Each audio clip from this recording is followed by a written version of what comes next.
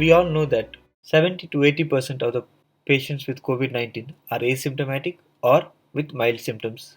15 to 20% of the patients require an ICU care, and 5 to 10% of the patients may require mechanical ventilation. So, what is the outcome of mechanical ventilation during this COVID pandemic?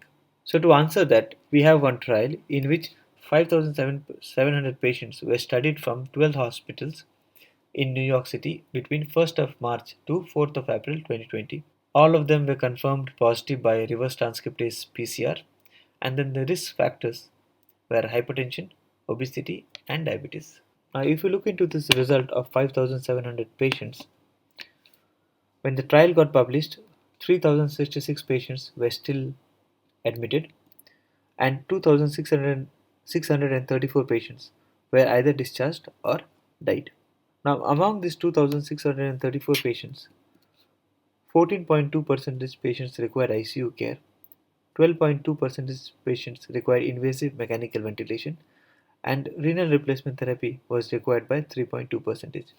Now, among them, 553 patients died, which is 21%. Now, people who were under mechanical ventilation, the mortality or the death rate rose up to as high as 88%. Now, this table compares your age versus mortality with or without ventilation. Your age is represented in the vertical column, and your ventilation status is represented in the horizontal column. Now, when your age is less than 65, the risk of mortality by ventilation increases by approximately fourfolds.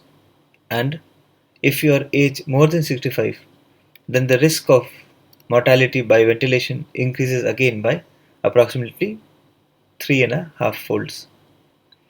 Now, this brings one question in my mind. Isn't mechanical ventilation life-saving tool? Why the death rate is so high among patients who are ventilated? I know this will confuse you. To answer your questions, I looked into few medical journals and found that those patients who were put on ventilators were presented late to the hospital. They rapidly progressed to respiratory failure for their unknown reasons. The role of comorbid illness also may play a part in increasing the mortality, and the role of family members on whether they want any aggressive measures for the treatment. Okay, now you may ask, if mechanical ventilators were used early, who did change the course of illness? And should all sick COVID patients be put on ventilators? No, that is not possible as there is shortage of ventilators. Then, how to identify the patients who needs ventilator? There are some screening tools to decide who needs extensive treatment. So one of the tool can be a SOFA score, which is also called sequential organ failure assessment score, which can be used to track the patient's status during the stay in ICU care and also determine the prognosis of the patient. There are six parameters to it, one being the ratio between PaO2 and FiO2, second being your GCS score, your third, your mean arterial pressure or the use of vasopressors, fourth, your bilirubin level, fifth, your platelet level, and sixth, your creatinine level.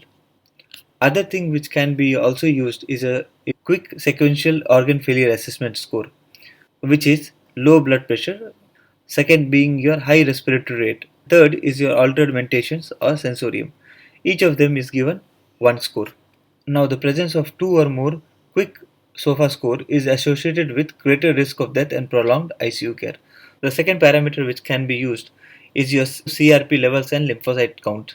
If your CRP is more than 100 and you have got a low lymphocyte count, this also denotes that the patient prognosis is poor.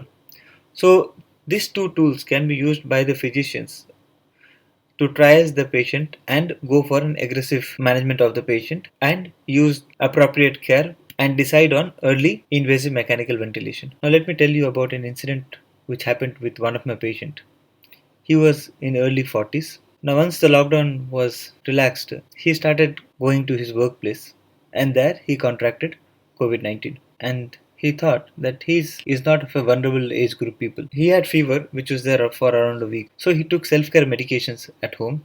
One fine day he developed breathing difficulty and was rushed to hospital. Unfortunately, it was too late by the time he arrived at the hospital and we lost him. Now, no one wants to lose their beloved ones, and no one wants to be on ventilators. So, I ask everyone, if you develop any symptoms, it is always best to seek medical advice at the earliest.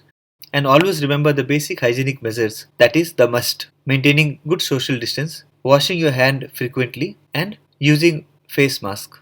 With the experience of my patient, I will be presenting my next video, which will be on risk stratification at workplace. Please watch and share to save lives. Thank you, have a good day, and stay safe.